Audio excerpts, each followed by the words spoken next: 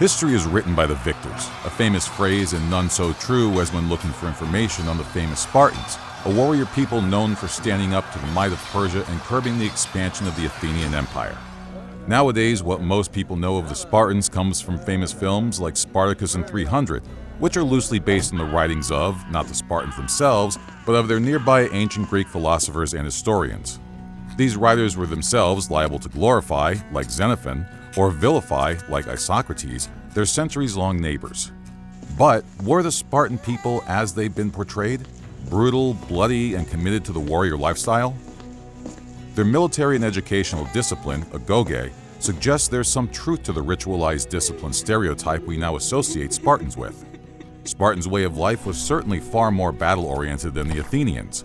In comparison to the lavishness and indulgence of ancient Athenian society, Sparta was extraordinarily regimented. Social institutions focused on fighting and training citizens from a young age, and their society prioritized military strength above all else. That's why every Spartan citizen, except for a Spartan king's eldest son, entered the Agoge educational system, and would remain part of it until they reached what Spartans determined was full maturity, 30 years old, nearly half their lives. Although the practice of Agoge fell in and out of popularity across the centuries, in this video, we'll focus on the years where it was a prominent and integral part of classical Spartan society. In many ways, the Spartans seem indoctrinated to a modern eye, a slave and warrior state, with each caste strictly regimented and ritualized to follow their role without question. And it all began with Agoge. The Agoge system may have come into play in Spartan society as early as one of the first known lawgivers in Sparta, Lycurgus. But whether Lycurgus was real or not is debated among historians, although some believed he was very real, and the man responsible for crafting Spartan society into its ritualized manner. It's unclear when Lycurgus may have lived, but Sparta was settled by Dorians in the 10th century BCE, and potential sources date Lycurgus' life as anywhere between the 7th and 9th centuries BCE. Nevertheless, the first confirmed naming of this system as Agoge did not occur until the 3rd century BCE, although it is highly likely it existed earlier in Spartan history and was just not called as such. Once entering the Agoge system, according to Strabo, Spartan boys would go through 3 stages of training dependent on their age. The paides, from 7 to 14 or 15, the paidiskoi, from 14 or 15 to 19, and finally the habantes, from 20 to 29. In the early stage, they would be separated into groups, who would become their brothers in arms as they slept, ate, and trained side by side, under the watchful eye of an older boy chosen for leadership and referred to as the Erin. Of the education of the daughters of Sparta, we know even less. We have no evidence that girls were provided a public education funded and organized by the state like for boys. Rather, the traditional view remained at the time that strong warriors stemmed from fit, capable mothers who must prepare for their future domestic roles as wives and childbearers. Wrestling and running were popular sports among girls, and those who were privileged were taught to read, write, perform choral dances, and enter singing competitions for later ceremonies and rites. Paides. During their first training stage, paides, students were barely given enough food to survive, only receiving plain meals and often left hungry. This was done specifically to encourage hunting and thievery among the boys, which it was believed increased their scouting abilities as they grew. Those who were caught were punished, so the message was simple: don't get caught.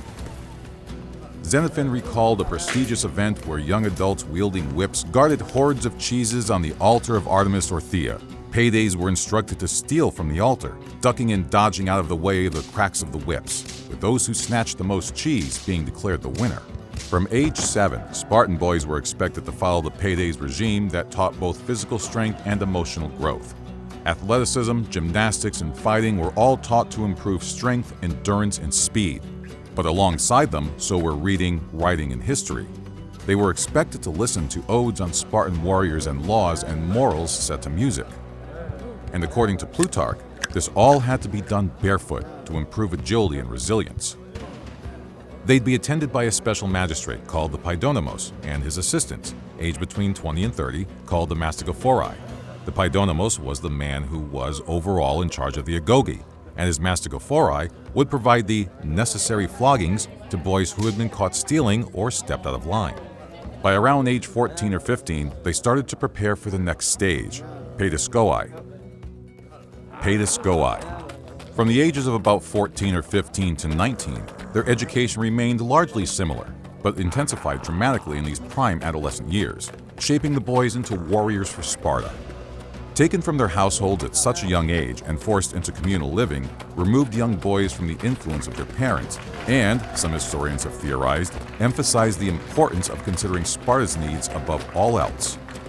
Frequent competition intensified rivalries and kept each boy in check by the others as they grew, teaching them all the time that the collective whole was more important than individual lives.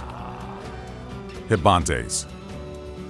The final stage of training began around age 20, where Spartan boys were to start shifting their loyalties from their original groups to the all-encompassing Sicedian Hall. It was here that Spartan boys shared at least one meal a day with their community for the rest of their lives, even after aging out of the Agoge. To be admitted to the Sicedian meant being one step closer to achieving full Spartan citizenship. Hibantes meant those who have reached full physical adulthood, and it was when they entered this stage that they became Erin themselves, responsible for looking after the young Paedes boys. There was a degree of acknowledgement of maturity. Although still under the control of the leading Paidonomos, they were allowed to marry, although not live with their spouses, vote, and become eligible for the military service their disciplined upbringing had sought to prepare them for. In their 20s, Spartan boys also became candidates to join the cryptia, an organization that held a unique place in Spartan society, although its exact function and purpose are debated to this day. Plutarch wrote of Aristotle's account of the cryptia, claiming from time to time Hibantes were given full liberty to kill the Spartan slaves who tended the fields, known as helots. These were allegedly attempts to prevent any potential helot uprising and keep the caste's population manageable. Whether this is true or not, or when this occurred, is unclear. Plato does not mention these ritualistic killings in his own writings, and it is from these two sources historians try to judge the real purpose of the cryptia in Spartan society.